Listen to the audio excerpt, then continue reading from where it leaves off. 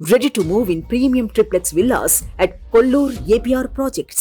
సమాజంలో గౌరవప్రదమైన వృత్తిలో ఉన్న కొందరు పోలీసులు ప్రజలతో స్నేహపూర్వకంగా మెలగాల్సింది పోయి దురుసుగా ప్రవర్తిస్తున్నారు. ప్రజలను రక్షించాల్సింది పోయి కొందరు సామాన్యులను చిత్రహింసలకు గురి చేస్తున్నారు. తాజాగా ఓ ఎస్ఐ నిర్వాకం వల్ల ఓ నిండు ప్రాణం బలైపోయింది.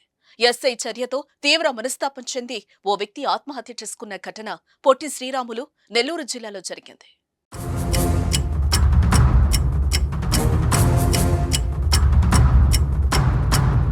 గుడ్లూరు మండలం గుండ్లపాలెనికి చెందిన పోకూరి సురేష్ బాబు వ్యవసాయ మార్కెట్ యార్డ్ పరిధిలోని తెట్టు చెక్ పోస్ట్ లో అసిస్టెంట్ గా పనిచేస్తున్నాడు.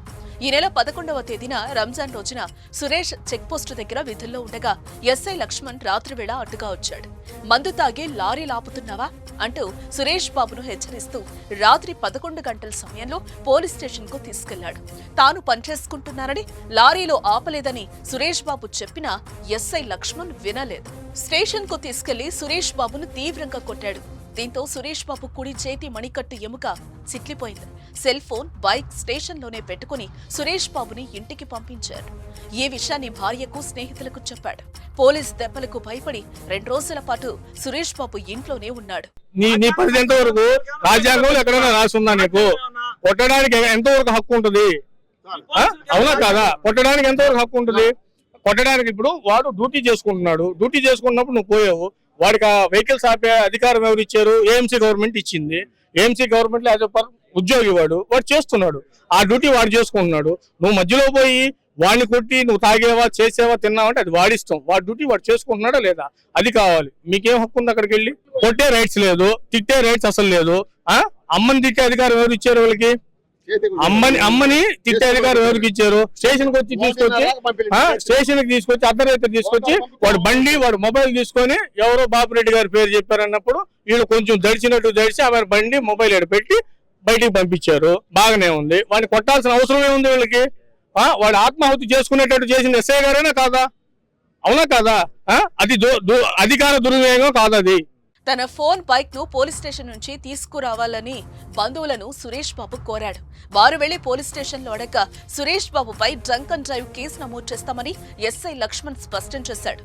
దీంతో మరింత భయపడిన సురేష్ బాబు మళ్లీ స్టేషన్ కు వెళ్తే కొడతాడనే భయంతో మంగళవారం ఉదయం ఇంట్లోనే సూసైడ్ నోట్ రాసి జేబులో పెట్టుకుని ఉరేసుకుని ఆత్మహత్య చేసుకున్నాడు.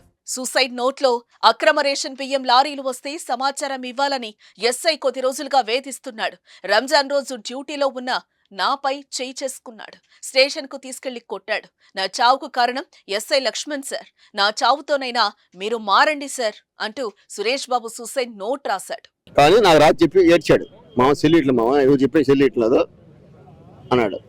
నాకు ఇంట్లో చెప్పాను. ఎందుకంటే మా పురుగు పోయింది, ఎందుకు చెప్తా పురుగు పోద్దని చెప్తే నేను లోపల ఉంచుకున్నాను. ఇప్పుడు చెప్తున్నా మామ నేను చచ్చిపోతాను, నేను ఈ నైట్కి చచ్చిపోతా అన్నాడు.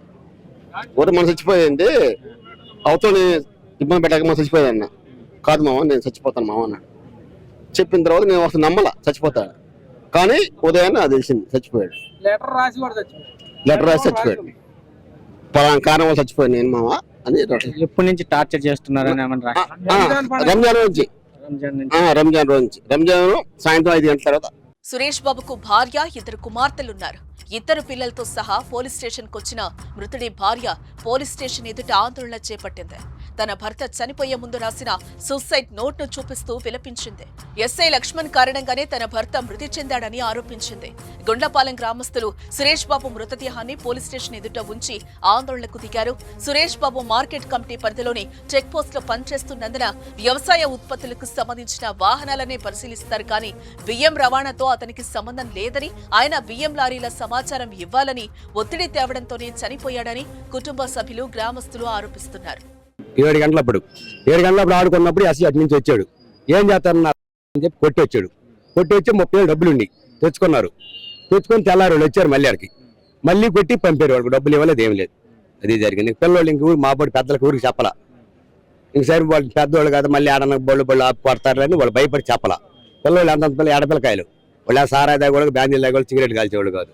ఆ పని చేసి దారిని పోవడం మొత్తాన్ని కొట్టుకుంటూ పోతుంటే ఈ పని చేస్తుంటే స్టేషన్ ఈ రకంగా ఆగుద్దా? ఎవరైనా గుడ్లూరు మండలం మీద 2వ వాడికి గుర్తు లేకుండా మళ్ళీ వెనకొచ్చేవాడికి గుర్తు చేసేటట్టు చేయాలి. వాడిని ఎరగదీసి కాలు చెయ్యరగ దీని ముందల. ఎస్ఐ ఎంత మంచోడు అతను. సచ్చినోడు వాడి బండి వాడి చెల్లు నూకి వాడిని ఆ పని చేస్తాడు.